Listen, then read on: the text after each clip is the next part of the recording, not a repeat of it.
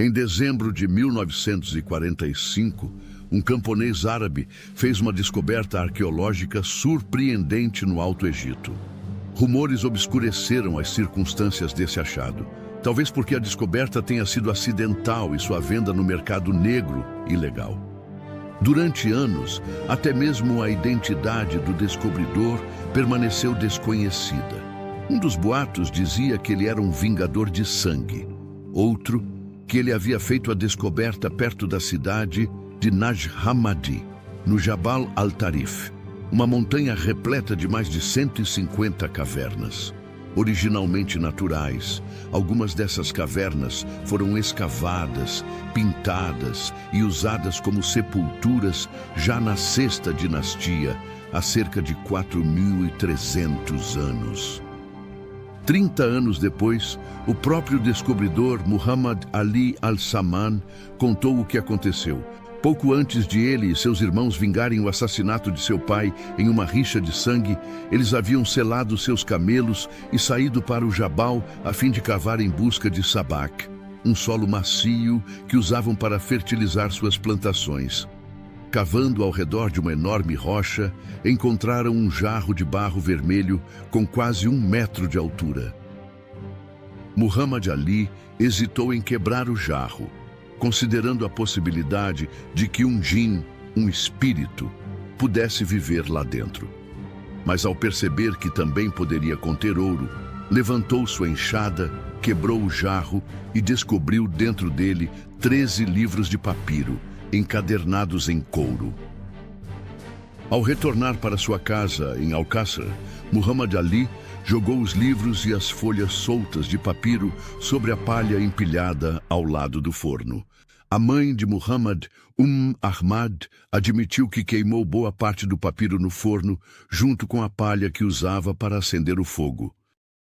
Algumas semanas depois, segundo conta Muhammad Ali, ele e seus irmãos vingaram a morte do pai, assassinando Ahmed Ismail.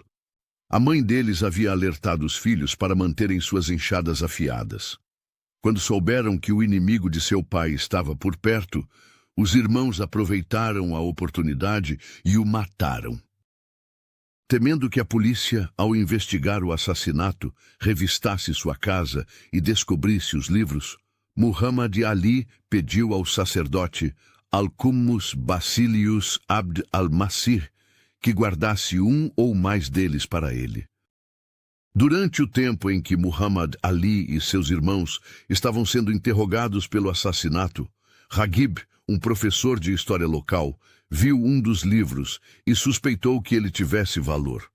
Tendo recebido um exemplar de Al-Qummus Basilius, Ragib o enviou a um amigo no Cairo para descobrir seu valor. Vendidos no mercado negro por meio de negociantes de antiguidades no Cairo, os manuscritos logo chamaram a atenção de autoridades do governo egípcio. Através de circunstâncias de grande drama, como veremos, o governo comprou um dos livros e confiscou 10,5 dos 13 livros encadernados em couro, chamados códices, depositando-os no Museu Copta do Cairo. Mas grande parte do 13º códice, contendo 5 textos extraordinários, foi contrabandeada para fora do Egito e oferecida à venda nos Estados Unidos. A notícia sobre esse códice logo chegou ao professor Gilles Quispel, renomado historiador das religiões da Universidade de Utrecht, na Holanda. Empolgado com a descoberta, Quispel instou a Fundação Jung, em Zurique, a comprar o códice.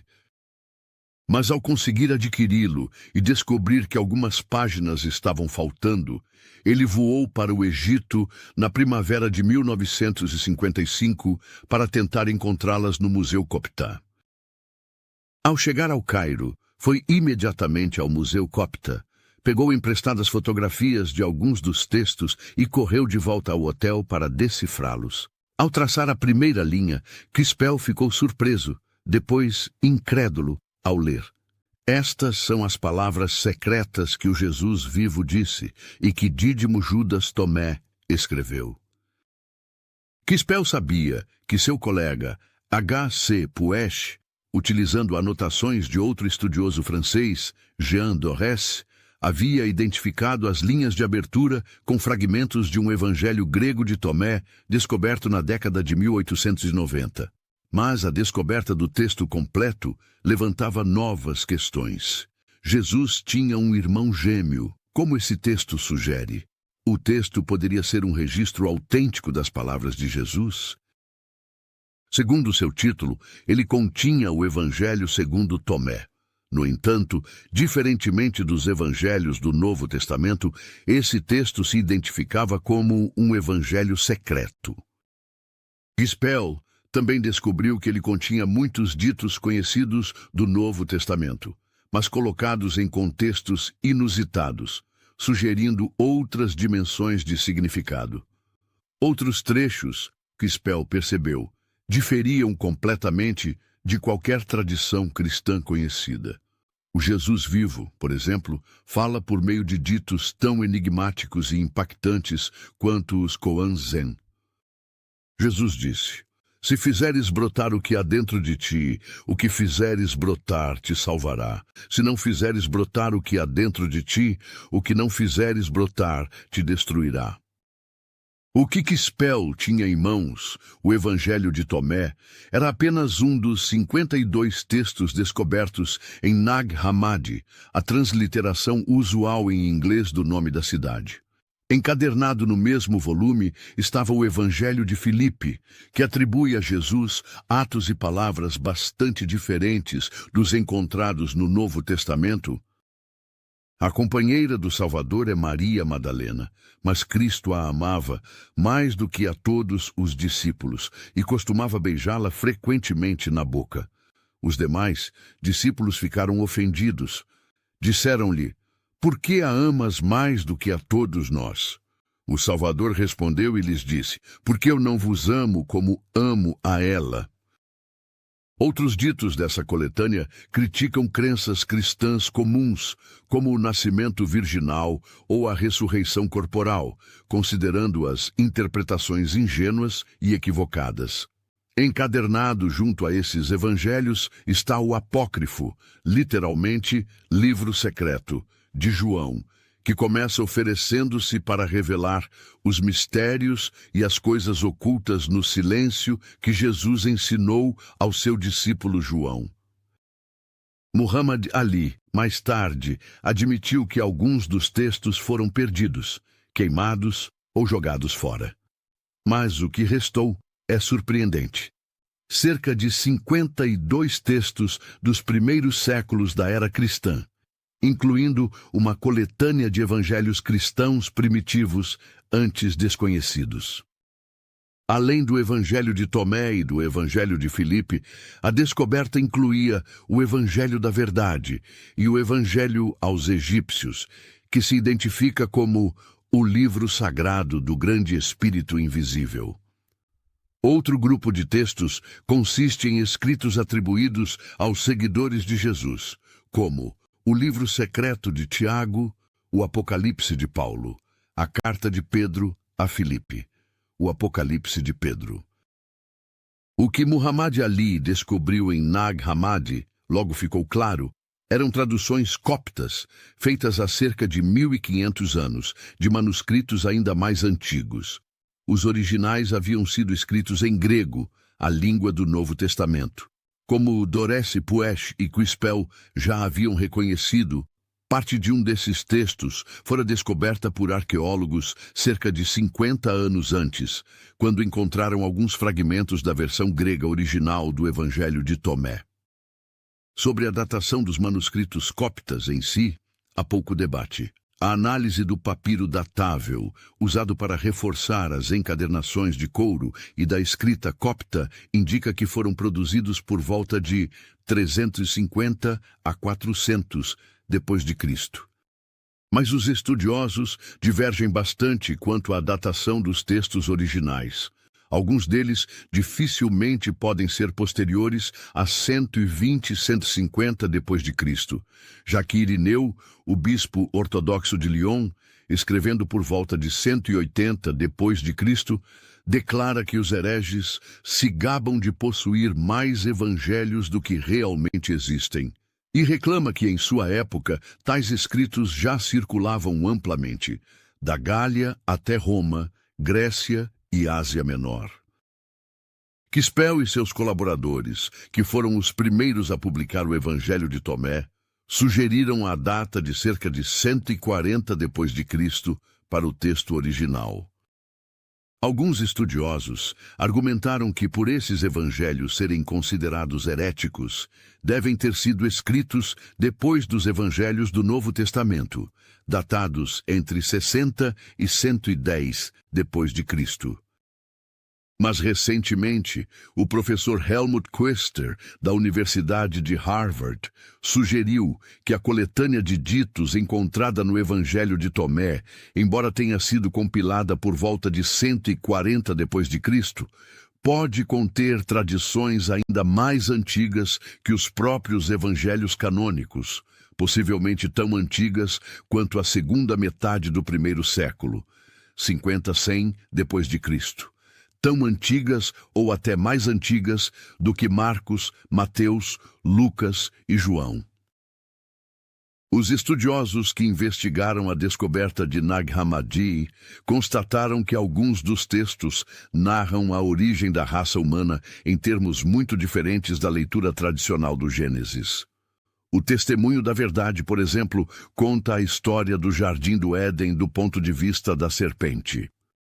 Nesse relato, a serpente, já conhecida na literatura gnóstica como o princípio da sabedoria divina, convence Adão e Eva a participarem do conhecimento, enquanto o Senhor os ameaça de morte, tentando impedir por ciúmes que eles adquiram sabedoria, e os expulsa do paraíso quando finalmente a alcançam. Outro texto, misteriosamente intitulado O Trovão, Mente Perfeita, apresenta um poema extraordinário, falado na voz de um poder divino feminino. Pois eu sou a primeira e a última. Eu sou a honrada e a desprezada. Eu sou a prostituta e a santa. Eu sou a esposa e a virgem. Eu sou a estéril, e muitos são os seus filhos. Eu sou o silêncio que é incompreensível. Eu sou a pronúncia do meu nome. Esses textos diversos abrangem, portanto, desde evangelhos secretos, poemas e descrições quase filosóficas da origem do universo, até mitos, fórmulas mágicas e instruções para práticas místicas. Por que estes textos foram enterrados? E por que permaneceram praticamente desconhecidos por quase 2000 anos? Sua supressão como documentos proibidos e seu sepultamento no penhasco de Nag Hammadi, ao que tudo indica, fizeram parte de uma luta decisiva para a formação do cristianismo primitivo. Os textos de Nag Hammadi e outros similares, que circulavam no início da era cristã, foram denunciados como heresia pelos cristãos ortodoxos em meados do século II. Já sabíamos há muito tempo que muitos dos primeiros seguidores de Cristo foram condenados por outros cristãos como hereges, mas quase tudo o que se conhecia sobre eles vinha das acusações escritas por seus opositores. O bispo Irineu, que supervisionava a igreja em Lyon por volta de 180 depois de Cristo, escreveu 5 volumes intitulados A Destruição e Derrocada do Conhecimento Falsamente Assim Chamado, nos quais ele inicia prometendo apresentar as opiniões daqueles que atualmente ensinam heresia para mostrar quão absurdas e inconsistentes com a verdade são suas afirmações. Faço isso para que vocês possam advertir todos aqueles com quem se relacionam a evitarem tal abismo de loucura e blasfêmia contra Cristo. Ele denuncia como especialmente cheio de blasfêmia um famoso evangelho chamado Evangelho da Verdade. Irineu estaria se referindo ao mesmo Evangelho da Verdade descoberto em Nag Hammadi. Crispell e seus colaboradores, que foram os primeiros a publicar o Evangelho da Verdade, argumentaram que sim. Um dos críticos deles sustenta que a linha de abertura, que começa com o Evangelho da Verdade, não é um título. Mas Irineu utiliza a mesma fonte que pelo menos um dos textos descobertos em Nag Hammadi, o Apócrifo, livro secreto de João, como munição para seu próprio ataque contra tal heresia. 50 anos depois, Hipólito, um professor em Roma, escreveu outra obra extensa chamada Refutação de Todas as Heresias, para expor e refutar a maligna blasfêmia dos hereges. Essa campanha contra a heresia envolvia uma admissão involuntária de seu poder persuasivo. Ainda assim, os bispos prevaleceram. Na época da conversão do imperador Constantino, quando o cristianismo se tornou uma religião oficialmente aprovada no século IV, os bispos cristãos, antes vítimas da polícia, passaram a comandá-la. A posse de livros denunciados como heréticos tornou-se crime. Cópias desses livros foram queimadas e destruídas. Mas no Alto Egito, alguém, possivelmente um monge de um mosteiro próximo de São Pacômio, pegou esses livros proibidos e os escondeu da destruição, no jarro onde permaneceram enterrados por quase 1.600 anos. Mas aqueles que escreveram e divulgaram esses textos não se consideravam hereges.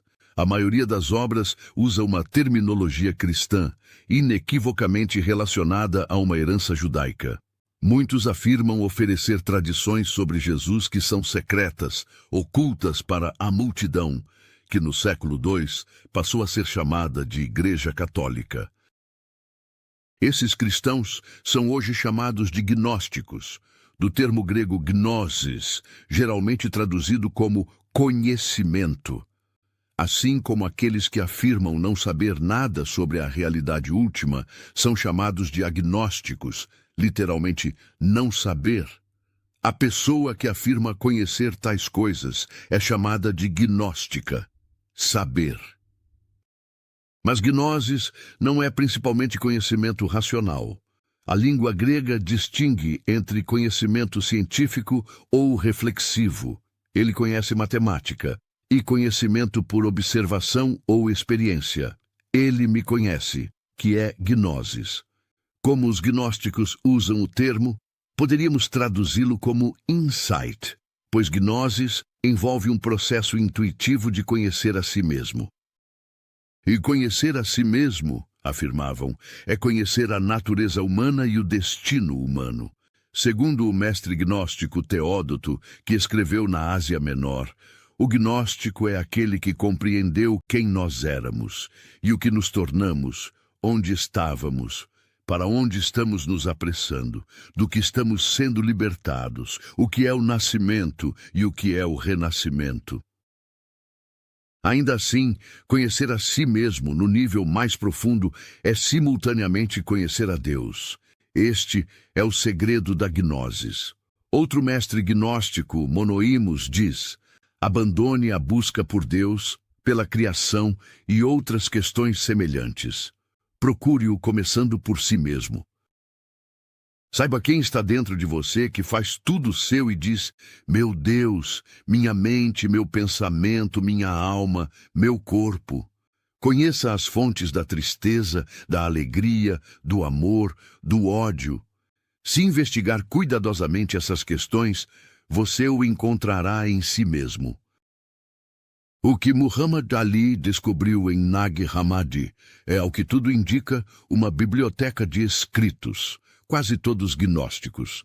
Embora afirmem oferecer ensinamentos secretos, muitos desses textos fazem referência às escrituras do Antigo Testamento, e outros às cartas de Paulo e aos evangelhos do Novo Testamento. Muitos deles incluem os mesmos personagens dramáticos do Novo Testamento, Jesus e seus discípulos. No entanto, as diferenças são marcantes. Primeiro, judeus ortodoxos e cristãos, insistem que existe um abismo entre a humanidade e seu Criador. Deus é totalmente outro, completamente separado. Mas alguns dos gnósticos que escreveram esses evangelhos contradizem isso. Para eles, o autoconhecimento é conhecimento de Deus. O eu e o divino são idênticos. Segundo, o Jesus vivo desses textos fala de ilusão e iluminação, não de pecado e arrependimento, como o Jesus do Novo Testamento. Em vez de vir para nos salvar do pecado, ele vem como um guia que abre o caminho para a compreensão espiritual. Mas, quando o discípulo atinge a iluminação, Jesus deixa de ser seu mestre espiritual. Os dois tornam-se iguais, até mesmo idênticos. Terceiro, os cristãos ortodoxos acreditam que Jesus é o Senhor e Filho de Deus de maneira única. Ele permanece para sempre distinto da humanidade que veio salvar. Contudo, o Evangelho gnóstico de Tomé relata que assim que Tomé o reconhece, Jesus lhe diz que ambos receberam seu ser da mesma fonte. Jesus disse: Eu não sou teu mestre, porque tu bebeste, ficaste embriagado da fonte borbulhante que eu medi para ti. Aquele que beber da minha boca se tornará como eu sou. Eu mesmo me tornarei ele, e as coisas que estão ocultas serão reveladas a ele. Esse tipo de ensinamento, a identidade entre o divino e o humano, a preocupação com a ilusão e a iluminação, o fundador apresentado não como Senhor, mas como guia espiritual, não soa mais oriental do que ocidental? Alguns estudiosos sugeriram que, se os nomes fossem trocados, o Buda vivo poderia muito bem dizer o que o Evangelho de Tomé atribui ao Jesus vivo. Será que as tradições hindu ou budista influenciaram o gnosticismo? O estudioso britânico do budismo, Edward Conze, sugere que sim. Ele aponta que os budistas estavam em contato com os cristãos tomazinos, isto é, cristãos que conheciam e utilizavam escritos como o Evangelho de Tomé no sul da Índia. As rotas comerciais entre o mundo greco-romano e o Extremo Oriente estavam se abrindo justamente na época em que o gnosticismo florescia, 80-200 depois de Cristo.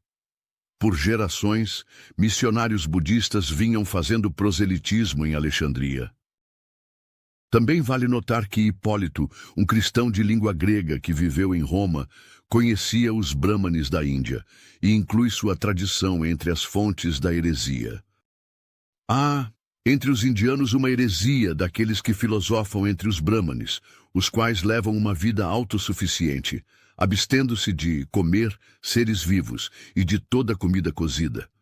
Eles dizem que Deus é luz, não como a luz que se vê, nem como o sol ou o fogo, mas para eles, Deus é discurso, não aquele que se expressa em sons articulados, mas aquele do conhecimento, gnose, pelo qual os mistérios secretos da natureza são percebidos pelos sábios.